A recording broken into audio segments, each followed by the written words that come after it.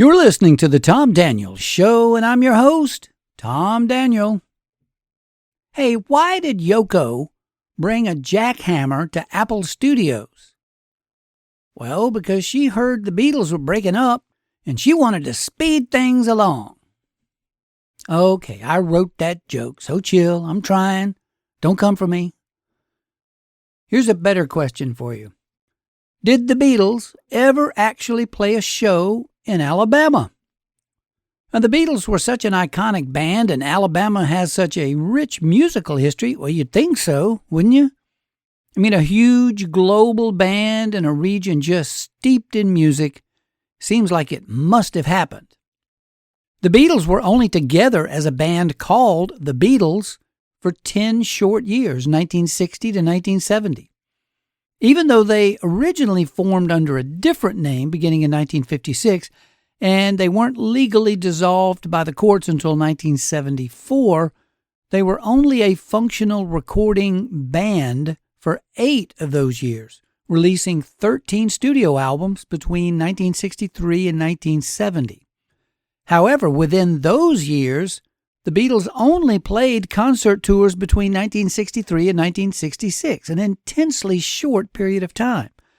And within those years, they only played 3 tours in America, 1964, 1965, and 1966. Now, a lot of the Beatles' success was timing. Although most of us would like to say that we try to have control over the things affecting our lives, we all have to admit there are times when things totally beyond our control just completely take over. That's what happened to the Beatles when President Kennedy was shot. No, you're not going to learn that the Beatles were on the grassy knoll that day in Dallas. But the timing worked out in their favor. President Kennedy was important to America's youth. He was the youngest president in American history, and when he was assassinated in November 1963, it ripped the hearts out of young people across America. It was a national dark and somber mood of grappling with this profound loss. Kennedy's death left behind a vacuum, a lull in pop culture with space for something completely different to fill it in. Although the 1950s, with sock hops and rock and roll, were a lot of fun, the 60s started off with a big oof. Kids in America were not in the mood to go off the chain and have a time after that. They just didn't feel like it. Yet. Now, that same month, November 1963, the Beatles quietly released their second album in Great Britain, called With the Beatles. Now, by that time, the Beatles already had 3 number 1 hits in the UK. Beatlemania was in full swing over there, but they had not dipped so much as a toe into the American market yet. No one in America had even heard of them. America was the top of the top, and you might be a giant in your own country, but you weren't a true giant in entertainment until you had conquered America. That was the pinnacle. The ultimate prize, the Golden Fleece. And at that time, very few foreign artists had put even the tiniest dent into the American market. It was a tough nut to crack. And then, timing. In January of 1964, when America's youth were just starting to emerge from their post-grief funk and look around again for something fun, that's when the Beatles dropped I Want to Hold Your Hand on American radio. It was nuclear. For an entire generation of moody young people looking to feel better, the Beatles were an explosion of fun. They looked like fun. They looked like they were having fun. And most importantly, they sounded like fun. They were optimistic, energetic, and young. And what American mother could resist a song that simply said, I want to hold your hand? Oh, so sweet. And they were so cute and lovable with their mop-top hair and their Beatle boots. Released under Capitol Records, I Want to Hold Your Hand went straight to number 1 in America in early February 1964, and they never looked back after that. The Beatles didn't just crack the American market, they blew the doors off. George Harrison later admitted that they were expecting it to be much harder and were taken totally by surprise at how easy it was to conquer America. They did not anticipate I Want to Hold Your Hand going to number one in America so fast. They did not anticipate a top New York DJ named Murray the K going crazy about them on the air. And they definitely did not anticipate the American public begging for more. Now, if you're hot, you have to take advantage of it. So an immediate quick trip to America was thrown into motion. The Beatles arrived, I think quite ironically, at JFK Airport in New York on February 7th, 1964 to promote themselves. They only stayed 2 weeks, and there was definitely not enough time to put together any kind of concert tour that quickly. Therefore, they only played 2 live concerts, one in Washington, D.C., and one at Carnegie Hall in New York, and then 3 historic and legendary live performances on The Ed Sullivan Show, 2 in New York and 1 in Miami. At that time, you didn't conquer America through Chicago or L.A. You conquered America by taking New York City, and the Beatles slayed it. The American media met them at the airport for an impromptu press conference, and the media was prepared to rip into those foreign little punks. I mean, who do they think they are with their long hair and stupid accents? The Beatles expertly turned every insult into a laugh. One reporter called out, "Could you please sing something?" And the Beatles, all 4, responded, "No!" Another reporter followed up with, "Is it because you can't sing?"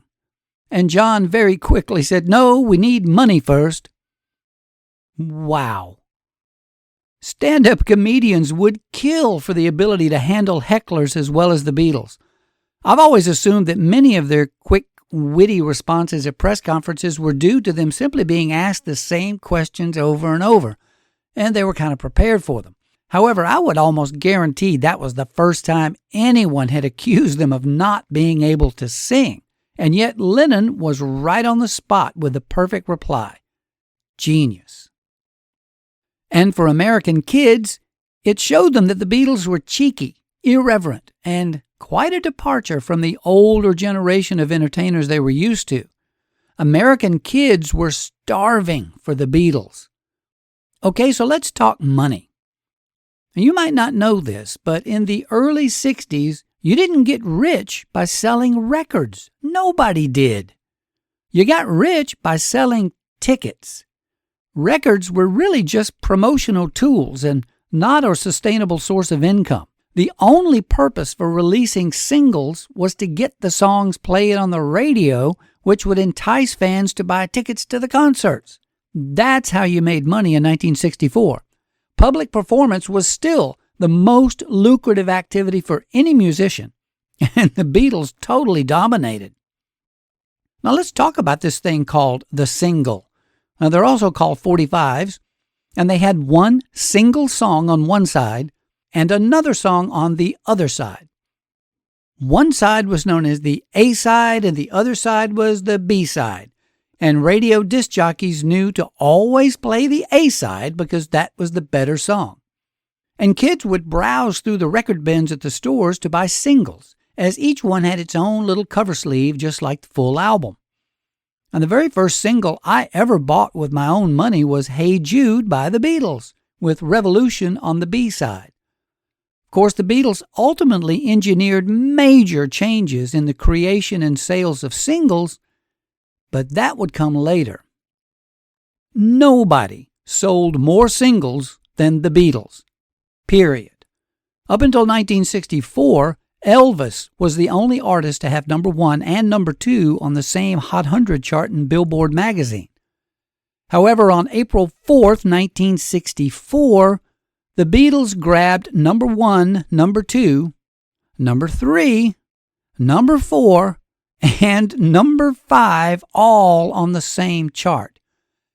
In addition to those songs, the Beatles placed 14 total songs in the Hot 100, which was a feat not equaled and topped until Drake and Taylor Swift in the 21st century.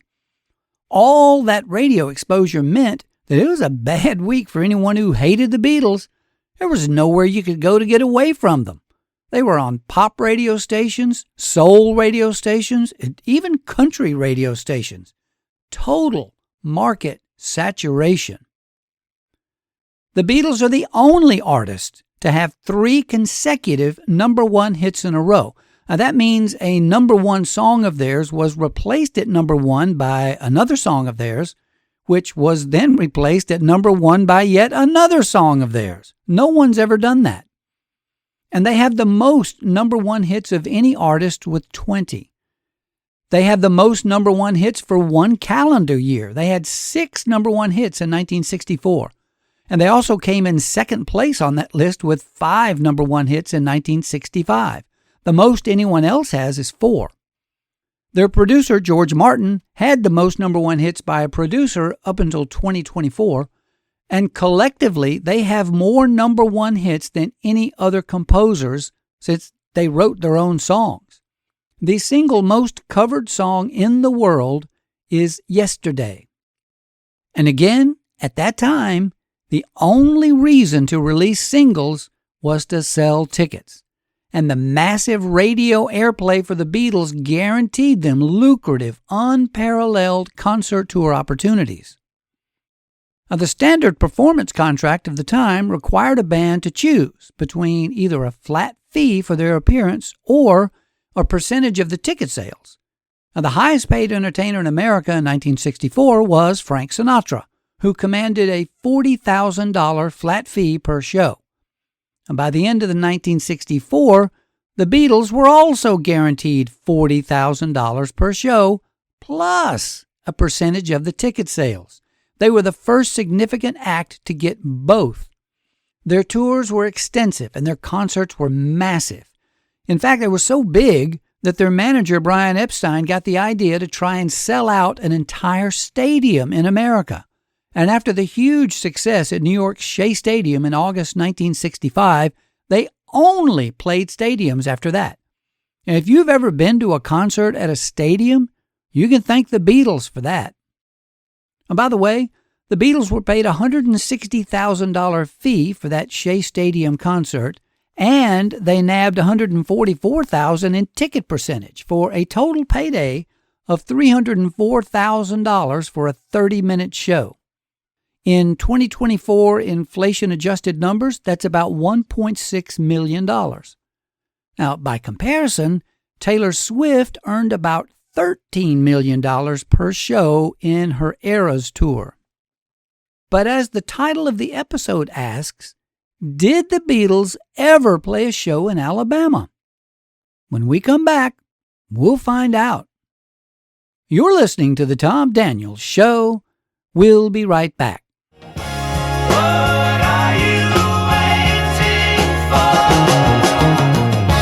The Tom Daniels Show. What are you waiting for? The Tom Daniels Show. What are you waiting for? The Tom Daniels Show.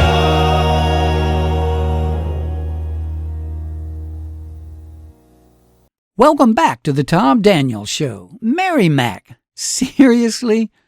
The Beatles? Why am I not surprised? Wow, Tess sounded exactly like Ringo on that. That was amazing. Mary Mac is the world's most perfect band. We were talking about the 3 American concert tours of the Beatles in 1964, 65, and 66, and wondering if they ever played a show in Alabama. Well, let me introduce you to 3 men who desperately tried to make it happen. As co-owners of several radio stations in the South, WBAM in Montgomery, WVOK in Birmingham, WAPE in Jacksonville, and WFLI in Chattanooga, brothers Bill, Cyril, and Dan Brennan were interested in bringing the Beatles through their listening areas on their various concert tours. Now, the first true concert tour for the Beatles in America took place in the late summer and early fall of 1964, and there was a major problem with the promotional aspects of the bookings for that tour. It seemed that the Beatles refused to play any concert venue that couldn't guarantee integrated seating. If blacks and whites can't sit together, we ain't playing there. It was a deal breaker to them. Now, the Brennan brothers came within an eyelash of booking the Beatles to play in Garrett Coliseum in Montgomery and the Municipal Auditorium in Birmingham, but the best they could do was promise that they wouldn't do anything to segregate the venue seating, which wasn't good enough for the Beatles. Many states still had Jim Crow laws on the books that prevented integrated seating at public gatherings. And even though the Civil Rights Act was signed into law in July of 1964, it came too late to finalize the contracts for the bookings of the tour. Therefore, the Beatles passed on what would have been 2 concerts in Alabama, Montgomery and Birmingham. In fact, the only concerts they gave anywhere in the Deep South that year were in New Orleans, Dallas, and one at the Gator Bowl in Jacksonville, Florida, sponsored by the Brennan brothers. It was on September 11th, 1964. The Brennan brothers were successfully able to negotiate an agreement to guarantee integrated seating in the audience at the Gator Bowl for the Beatles, making it the first major integrated stadium show in the Deep South. Oddly enough, Hurricane Dora hit Jacksonville, the first hurricane to ever hit Jacksonville, the day before the Beatles concert. Now, the Brennan brothers' Jacksonville station, WAPE, the Big Ape, lost power and could not effectively promote the concert, while all their rival stations in the area kept broadcasting very spitefully and incorrectly that the concert had been canceled. Now, the night the Beatles took the stage at the Gator Bowl in Jacksonville, the steady winds were still blowing at 45 miles per hour, and Ringo's drum platform had to be nailed down to the stage. The other Beatles were forced to lean forward at severe angles to prevent being blown off the stage. All in all, due to storm displacement and negative publicity, only about 2/3 of the ticket holders actually showed up for that Jacksonville performance. And they thought that was a storm. I once spoke with one of Cyril Brennan's daughters, Donnie Kay, about those times, and she said her sister Diane still has crumbs she saved from a potato chip bowl shared by the Beatles during their press conference when they arrived in Jacksonville. What a treasure! The next year, during the summer of 1965, the Beatles returned to the United States again for another tour. However, local promoters failed again to bring them to Alabama, and the only concert stops for the Beatles in the Deep South that year were in Atlanta and Houston. By late 1966, the explosive nature of civil rights in the South had receded back down a bit, and things looked promising for the Beatles to finally play a concert in Alabama for the summer of '66 tour, at least until John Lennon opened up his big fat mouth. It was trendy in England at that time to knock organized religion, and John Lennon jumped on the bandwagon in an interview with London's Maureen Cleave when he stated, and I quote, "Right now, the Beatles are more popular than Jesus." End quote. It was intended as a lighthearted jab at the dwindling popularity of organized religion in England. He wasn't claiming superiority over Jesus, merely making a stupidly worded statement about fame and cultural shifts. He wasn't boasting, just cynically reflecting on the rising power of pop culture and celebrity worship. In England, they got the joke, and nobody seemed offended when the interview was printed and released over there. Church attendance was shockingly low in England at the time, so his little jab was a bit provocative and maybe arrogant, but he wasn't wrong. In the United States, totally different story. When that article was released in America in July 1966, the immediate howls of outrage became deafening, and nowhere more so than the Bible Belt of the Deep South, and nowhere in the Deep South more so than Alabama. It touched a very deep nerve. Although most of us in my family were Beatles fans at the time, Lennon's quote split my family right down the middle. For as long as he lived, I don't think my father ever got over John Lennon's little joke. And although he respected my individuality enough to allow me to continue on as a Beatles fan, he always made it perfectly clear to me exactly how he felt about what John Lennon said. As the ferocity barreled across the South, two radio personalities on WAQY in Birmingham, named Tommy Charles and Doug Layton, took charge. They organized a coalition of outraged radio stations across Alabama that refused to play any more Beatles music due to John Lennon's quote. Their goal was to completely remove the Beatles from the airwaves over Alabama. And although it didn't ultimately succeed, it did generate a lot of nationwide publicity. Layton and Charles called their campaign Ban the Beatles, and they encouraged listeners to send all of their Beatle albums and paraphernalia to Birmingham to be publicly destroyed. Alabamians rounded up everything they had with Beatles on it and sent it off to Birmingham. Beatle albums, magazines, dolls, wigs, songbooks, etc., all packed up and sent away to be crushed and tossed into huge bonfires.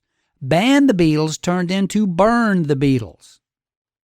Most of that entire concert tour was a disaster from start to finish due to the firestorm of negative publicity that just dogged them through every stop. Lennon tried to manufacture an apology for American audiences to rescue the tour, but his heart clearly wasn't in it. John actually tried to make a joke with his apology, and that only made it worse. He just dug the hole deeper. Although the Beatles only played one show in the South during that tour, that was in Memphis, fans boycotted them across the country wherever they played. The whole thing might have blown over or even faded away had it not been for the over-the-top reaction in Alabama, which kept national outrage stoked and peaked. It was quite the ripple effect. The entire tour from start to finish was a cringe mess. Some fans threatened to shoot them if they appeared on stage. Ringo could duck behind the drums, but the others were kind of exposed right up there in the front. The local police in various cities were so outraged at John Lennon that they refused to promise adequate police protection at the venues. Many scheduled shows on that tour had to be canceled, either for threats or for dismal ticket sales. The Beatles played to a lot of empty seats on that tour. By the time they finally got to the last concert stop in San Francisco's Candlestick Park in August, they called it quits. Permanently. They were so done. After that disaster finally ended, the Beatles never took the stage together anywhere ever again. That did it. Most people reasonably assumed that since they stopped playing live, then they weren't a band anymore. But all this time, the Beatles had begun to realize that with a renegotiated recording contract and adjusted royalties, they could make much more money selling records than selling tickets. The gold mine was still out there. It just evolved when the Beatles started exploiting the recording studio instead of the stage. Even though all four of the Beatles played live concerts after they broke up in 1970, none of them, either together or as a solo artist, ever came to Alabama. They still avoid us. John played occasional live shows, but never did a solo tour. George did, and he played in Atlanta. Paul and Ringo still continue to play in Atlanta. My wife has surprised me twice with tickets to see Paul McCartney in concert, and both shows were in Atlanta, but never in Alabama, only 85 short miles from Atlanta. And there's your answer. The Beatles never even set foot in Alabama, much less played a concert. Shunned forever. So follow me down the rabbit hole and let's connect the dots here. John Lennon admitted that his offhand controversial statement directly caused the catastrophe of the 1966 American tour to snowball, as fueled by the vicious outrage beginning in Alabama. The disastrous nature of that tour convinced the Beatles to give up touring and live performances altogether. They were done. Once they stopped touring, they shifted their focus towards the studio, where their true genius blossomed. However, alongside this new genius was a pull to move in separate directions, and they really stopped functioning as a band. Even though the most brilliant music of their careers came after they stopped touring, their separate directions soon led to more individuality, causing them to drift even further apart and eventually break up, all in less than 4 years. Quite a chain reaction. Here's something else to chew on.